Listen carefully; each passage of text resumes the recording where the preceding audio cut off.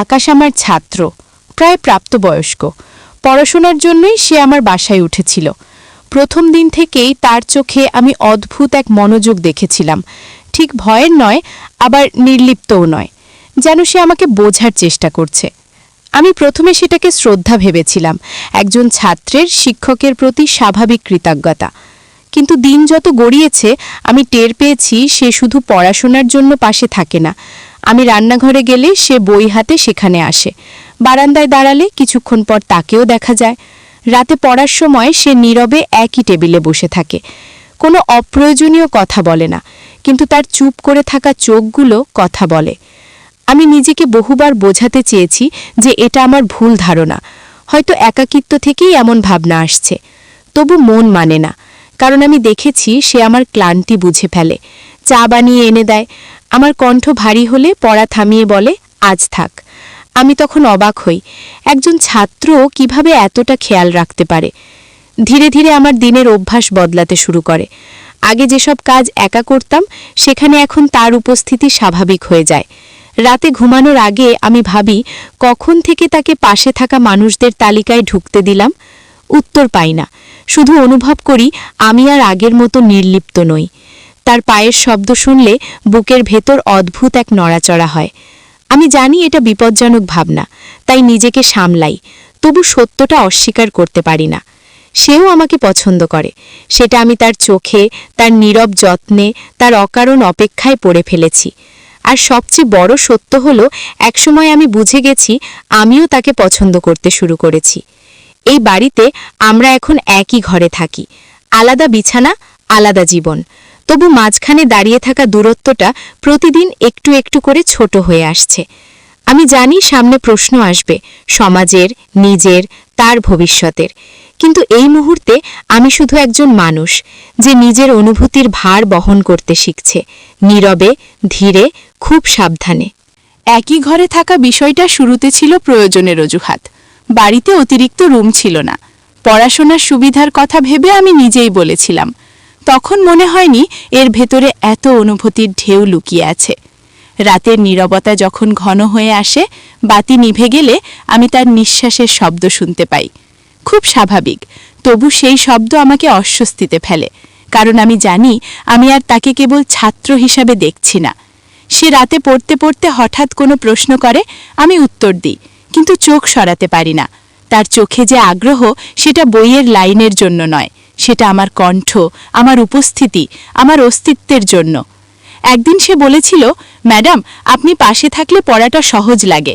আমি হেসে উড়িয়ে দিয়েছিলাম, কিন্তু ভেতরে কোথাও গিয়ে কথাটা জমেছিল। আমি খেয়াল করেছি সে আমার অনুমতি ছাড়া কখনো আমার জিনিস স্পর্শ করে না, অথচ আমার প্রয়োজন হওয়ার আগেই সে বুঝে যায় কি লাগবে। এই বোঝাপড়া কোনো নিয়মে শেখানো যায় না, এটা তৈরি হয় সময় আর অনুভূতির মিশ্রণে। আমি নিজেকে বহুবার প্রশ্ন করেছি, আমি কি সীমা অতিক্রম করছি? উত্তর খুঁজে পাইনি, কারণ সে কখনো সীমা ভাঙেনি, শুধু পাশে থেকেছে, নীরবে, দৃঢ়ভাবে। একদিন অসুস্থ হয়ে পড়েছিলাম, শরীর খুব দুর্বল। সে সেদিন ক্লাসেও যায়নি, সারাদিন আমার পাশে বসেছিল। আমি ঘুমালে সে চেয়ারে বসে থেকেছে, চোখ খুললেই তাকে দেখেছি। সেই মুহূর্তে আমি বুঝেছি আমার ভয়টা আসলে সমাজকে নিয়ে, তাকে নিয়ে নয়, কারণ তার চোখে আমি কোনো দাবি দেখিনি, শুধু একটা প্রশ্নহীন ভালোবাসার অপেক্ষা। রাতে জ্বর কমলে সে পানি বাড়িয়ে দিয়েছিল, হাত ছুঁয়ে গিয়েছিল আমার আঙুলে, খুব অল্প সময়ের জন্য, তবু সেই স্পর্শ আমাকে কাঁপিয়ে দিয়েছিল। আমি হাত সরিয়ে নিইনি, সেটাই ছিল আমার নীরব স্বীকারোক্তি। এরপর থেকে আমাদের মাঝে কথার চেয়ে চুপটাই বেশি কথা বলে। আমি জানি সে বোঝে, আর আমি বুঝি সে বোঝে। এই বোঝাবুঝির ভেতরেই একদিন সে জিজ্ঞেস করেছিল, ম্যাডাম, আপনি কি কখনো একা অনুভব করেন? আমি সরাসরি উত্তর দিইনি, শুধু বলেছিলাম, কিছু মানুষ ভিড়ের মধ্যেও একা থাকে। সে আর কিছু বলেনি, কিন্তু সেদিন থেকে সে আরও কাছে থেকেছে, শারীরিক নয়, মানসিকভাবে। আমি অনুভব করেছি একই ঘরে থাকা মানে শুধু দেয়াল ভাগ করা নয়, এটা ধীরে ধীরে অনুভূতির জায়গাও ভাগ করে নেওয়া। আমি জানি সামনে একটা সিদ্ধান্ত আসবে, কিন্তু এখনও আমি সেই সিদ্ধান্তকে নাম দিতে চাই না। আমি শুধু এই মুহূর্তগুলো বাঁচিয়ে রাখছি, কারণ এগুলোই আমাকে সবচেয়ে বেশি সত্য মনে হচ্ছে। কিছু সম্পর্ক ধীরে ধীরে বদলে যায়, কোনো ঘোষণা ছাড়াই। একদিন হঠাৎ বুঝতে পারো আগের নিয়মগুলো আর খাটছে না। আমাদের ক্ষেত্রেও তাই হলো। সে আর শুধু ছাত্র হিসেবে আমার দিন শুরু আর শেষের অংশ নয়, সে আমার নীরবতার সঙ্গী হয়ে উঠেছে। সকালে আমি উঠলে সে আগেই উঠে পড়ার টেবিল গুছিয়ে রাখে। আমি জানালার পর্দা সরালে সে আলো ঠিক করে দেয়। এই ছোট ছোট বিষয়গুলো আমাকে অস্বস্তিতে ফেলে না, বরং আশ্বস্ত করে, কারণ এত যত্ন কেবল দায়িত্ব থেকে আসে না। একদিন রাতে বিদ্যুৎ চলে গিয়েছিল। অন্ধকারে আমরা দুজন চুপচাপ বসেছিলাম। বাইরে বৃষ্টি হচ্ছিল। আমি হঠাৎ টের পেলাম আমি ভয় পাচ্ছি না, কারণ সে পাশে আছে। এই উপলব্ধিটাই আমাকে সবচেয়ে বেশি নাড়িয়ে দিল। আমি নিজের মনকে প্রশ্ন করলাম, কবে থেকে তার উপস্থিতি আমাকে নিরাপত্তা দিতে শুরু করল? উত্তর এলো না, শুধু অনুভব করলাম আমি তাকে বিশ্বাস করি। সে সেদিন বলেছিল, ম্যাডাম, আপনি চাইলে আমি অন্য রুমে চলে যেতে পারি। কথাটা শুনে বুকের ভেতর অজানা একটা চাপ অনুভব করেছিলাম। আমি তাকে যেতে বলিনি, আবার থাকার কথাও বলিনি। নীরবতাই আমাদের উত্তর হয়ে দাঁড়িয়েছিল। সেই নীরবতায় আমি বুঝে গিয়েছিলাম সে আমাকে ছেড়ে যেতে চায় না, আর আমি তাকে যেতে দিতে প্রস্তুত নই। আমাদের চোখের ভাষা তখন শব্দের চেয়ে বেশি শক্তিশালী। আমি খেয়াল করেছি সে আমার দিকে তাকালে দৃষ্টি নামিয়ে নেয়, যেন নিজেকে সংযত করছে। আর সেই সংযমটাই আমাকে সবচেয়ে বেশি স্পর্শ করে, কারণ সে চাইলে দাবি করতে পারত, অথচ সে অপেক্ষা বেছে নিয়েছে। একদিন আমি পড়ার খাতা দেখতে গিয়ে তার হাতে কাঁপুনি লক্ষ্য করলাম, কারণ আমি খুব কাছে দাঁড়িয়েছিলাম। আমি সরে যাইনি, সেও সরে যায়নি।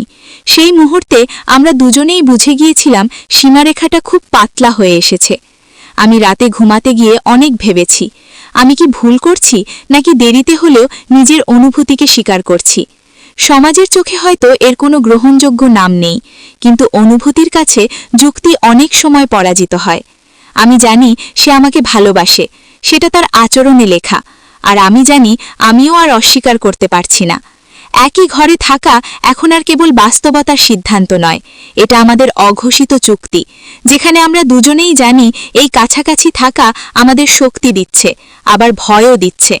তবু কেউ সরে যেতে চাইছে না, কারণ কিছু সম্পর্ক একবার সত্য হয়ে উঠলে তাকে অস্বীকার করা সবচেয়ে কঠিন কাজ হয়ে দাঁড়ায়। আমি যতই নিজেকে শক্ত রাখার চেষ্টা করি, ততই বুঝতে পারি এই অনুভূতিটা আর হালকা নয়। এটা শুধু ভালো লাগা বা নির্ভরতা নয়, এটা এমন এক টান যা আমাকে নিজের কাছেই প্রশ্নের মুখে দাঁড় করায়। আমি যখন আয়নার সামনে দাঁড়াই, তখন আর শুধু নিজের মুখ দেখি না, আমি দেখি একজন মানুষ যে নিজের অনুভূতিকে অনেক বছর নিয়ন্ত্রণে রেখেছিল, কিন্তু এখন সেই নিয়ন্ত্রণ আলগা হয়ে যাচ্ছে। সে আমার পাশে বসে পড়লে আমি বুকের ভেতর হালকা চাপ অনুভব করি। আমি ইচ্ছে করেই গভীর শ্বাস নিই, যেন নিজেকে স্বাভাবিক রাখতে পারি, কিন্তু মন শরীরের সাথে তাল মেলাতে চায় না। আমি বুঝে গেছি সে আমাকে কেবল ভালোবাসে না, সে আমাকে সম্মান করে, আর এই সম্মানটাই আমাকে সবচেয়ে দুর্বল করে দেয়। একদিন রাতে সে পড়া থামিয়ে বলেছিল, ম্যাডাম, আপনি খুব ক্লান্ত লাগছেন। আমি মিথ্যে বলেছিলাম, না, ঠিক আছি, কিন্তু সে বিশ্বাস করেনি। সে শুধু চুপ করে পাশে বসেছিল, কোনো প্রশ্ন ছাড়াই। সেই মুহূর্তে আমি চাইছিলাম কেউ একজন আমার ক্লান্তিটা নিজের কাঁধে তুলে নিক, আর সে ঠিক সেটাই করছিল, নীরবে, কোনো দাবি ছাড়া। আমি তখন প্রথমবার ভাবলাম, যদি সে ছাত্র না হতো, যদি এই সম্পর্কের নাম দেওয়া সহজ হতো, তাহলে কি আমি এত দ্বিধায় ভুগতাম? সমাজের চোখে যে সীমারেখা টানা আছে, সেটা আমার ভেতরের অনুভূতির সাথে মেলে না, কারণ অনুভূতি কোনো নিয়ম মানে না। এক রাতে আমি জেগেছিলাম, সে ঘুমিয়ে পড়েছে ভেবে আমি পাশ ফিরে তাকালাম, দেখি সে জেগে আছে। আমাদের চোখ তখন মিলেছিল। কোনো শব্দ ছিল না, কিন্তু সেই চোখে চোখ রাখাটাই ছিল সবচেয়ে গভীর কথা। আমি সরে যাইনি, সেও নয়। সেই স্থির মুহূর্তে আমি বুঝেছি আমরা দুজনেই একই জায়গায় এসে দাঁড়িয়েছি, যেখানে আর অস্বীকার করার জায়গা নেই। আমি জানি এই অনুভূতি আমাকে বদলে দিচ্ছে। আমি আগের মতো কঠোর নই, আবার দুর্বলও নই। আমি শুধু সৎ হয়ে উঠছি নিজের সাথে। সে আমার জীবনে এমন এক জায়গা দখল করে নিয়েছে, যেটা কাউকে দেওয়ার কথা আমি কখনো ভাবিনি। একই ঘরে থাকা এখন আর কেবল কাছাকাছি থাকা নয়, এটা একে অপরের নিঃশ্বাসের ভার বোঝা, একে অপরের নীরবতা পড়তে শেখা। আমি জানি সামনে একদিন আমাদের মুখোমুখি কথা বলতে হবে, কিন্তু তার আগে এই গভীরতা আমাকে শিখিয়ে দিচ্ছে ভালোবাসা কখনো হঠাৎ আসে না। এটা ধীরে ধীরে মানুষটাকে নিজের ভেতর জায়গা করে দেয়, আর একদিন বুঝতে পারো তুমি আর আগের মানুষ নও। কাছাকাছি থাকা যে একসময় এত স্বাভাবিক হয়ে যাবে আমি বুঝিনি। এখন সে আমার পাশে বসলে আর অস্বস্তি লাগে না, বরং মনে হয় ঠিক এখানেই তার জায়গা। আমি বই পড়তে পড়তে থেমে গেলে সে কিছু বলে না, শুধু আমার দিকে তাকিয়ে থাকে। সেই তাকানোয় কোনো অধিকার নেই, আছে শুধু গভীর উপস্থিতি। একদিন খুব ধীরে সে বলেছিল, ম্যাডাম, আমি যদি বেশি কাছে থাকি আপনি বলবেন। কথাটা শুনে আমি ভেতরে কেঁপে উঠেছিলাম, কারণ আমি জানতাম আমি তাকে দূরে যেতে বলতে পারবো না। আমি কিছু বলিনি, শুধু মাথা নাড়িনি, আর সেটাই ছিল আমার সবচেয়ে বড় স্বীকৃতি। সে তখন আরও একটু কাছে সরে এসেছিল, আমাদের কাঁধ প্রায় ছুঁয়ে যাচ্ছিল। আমি সরিনি, সেও নয়। সেই সামান্য দূরত্বটুকু ভেঙে পড়ার সময় আমি অনুভব করেছিলাম মানুষের কাছাকাছি থাকা মানে শুধু শরীরের দূরত্ব কমানো নয়, এটা বিশ্বাসের দেয়াল ভাঙা। আমি তার শ্বাসের উষ্ণতা টের পাচ্ছিলাম। সে খুব ধীরে নিঃশ্বাস নিচ্ছিল, যেন আমাকে ভয় না দেখাতে চায়। আমি চোখ বন্ধ করেছিলাম, কারণ চোখ খুলে রাখলে নিজেকে সামলাতে পারতাম না। সেই মুহূর্তে আমার মাথায় কোনো ভবিষ্যৎ ছিল না, ছিল না কোনো প্রশ্ন, শুধু ছিল এই বর্তমান, যেখানে আমি একা নই। সে হঠাৎ খুব নিচু স্বরে বলেছিল, আমি আপনাকে কখনো কষ্ট দিতে চাই না। কথাটা শুনে আমার বুক ভরে উঠেছিল, কারণ আমি বুঝেছিলাম সে আমাকে পাওয়ার চেয়ে আমাকে রক্ষা করতে বেশি আগ্রহী। আমি তখন ধীরে বলেছিলাম, আমিও চাই না তুমি কষ্ট পাও। সেই প্রথমবার আমি তাকে তুমি বলে ডেকেছিলাম। শব্দটা মুখ থেকে বেরোতেই আমরা দুজনেই স্থির হয়ে গিয়েছিলাম, কারণ সেই একটা শব্দেই সম্পর্কের জায়গাটা বদলে গিয়েছিল। সে আমার দিকে তাকিয়েছিল, চোখে বিস্ময় আর শান্তি একসাথে। আমি জানতাম আর ফিরে যাওয়ার রাস্তা নেই।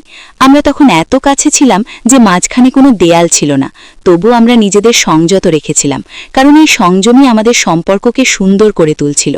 আমি বুঝে গিয়েছিলাম ভালোবাসা কখনো জোর করে কাছে আসে না, এটা ধীরে ধীরে মানুষকে এমন জায়গায় নিয়ে আসে যেখানে কাছাকাছি থাকাটাই সবচেয়ে স্বাভাবিক সত্য হয়ে দাঁড়ায়। কিছু সিদ্ধান্ত উচ্চারণ করতে হয় না, সেগুলো নীরবেই জীবনের ভেতর স্থায়ী হয়ে যায়। আমাদের ক্ষেত্রেও তাই হলো। সেদিন রাতে আমরা পাশাপাশি শুয়েছিলাম, মাঝখানে সামান্য ফাঁকা জায়গা, কিন্তু সেই ফাঁকাটুকু আর দূরত্ব মনে হচ্ছিল না। আমি জানালার বাইরে তাকিয়েছিলাম, সে চুপ করে শুয়ে। দুজনের নিঃশ্বাস ধীরে ধীরে একই ছন্দে চলছিল। আমি বুঝতে পারছিলাম আজ আর কোনো প্রশ্ন আসবে না, কোনো ব্যাখ্যাও নয়, কারণ আমরা দুজনেই জানতাম আমরা কোথায় এসে দাঁড়িয়েছি। আমি ধীরে পাশে ফিরলাম। অন্ধকারে তার মুখ স্পষ্ট দেখা যাচ্ছিল না, তবু তার উপস্থিতি আমাকে পূর্ণ করে দিচ্ছিল। আমি খুব নিচু স্বরে বলেছিলাম, জীবন সবসময় সহজ হয় না। সে সঙ্গে সঙ্গে বলেছিল, আমি জানি। আর ঠিক তখনই আমি বুঝে গিয়েছিলাম সে প্রস্তুত। কোনো তাড়াহুড়ো নয়, কোনো প্রতিশ্রুতির চাপ নয়, শুধু একসাথে থাকার সাহস। আমি তার হাতের খুব কাছে নিজের হাত রাখলাম, ছুঁইনি, কিন্তু দূরেও রাখিনি। সেই অল্প দূরত্বেই আমাদের সমস্ত অনুভূতি জমা ছিল। সে নড়েনি, যেন আমার সিদ্ধান্তের অপেক্ষায়। আমি চোখ বন্ধ করে অনুভব করলাম এই মানুষটা আমার জীবনে এসেছে আমাকে দখল করতে নয়, আমাকে বোঝার জন্য। সেই উপলব্ধিটাই আমার সব ভয় ভেঙে দিয়েছিল। আমি জানি এই সম্পর্ক সহজ পথে হাঁটবে না, প্রশ্ন আসবে, বাস্তবতা মুখোমুখি দাঁড়াবে, কিন্তু এই মুহূর্তে আমি নিশ্চিত ছিলাম একা থাকার চেয়ে সত্য থাকা অনেক বেশি জরুরি।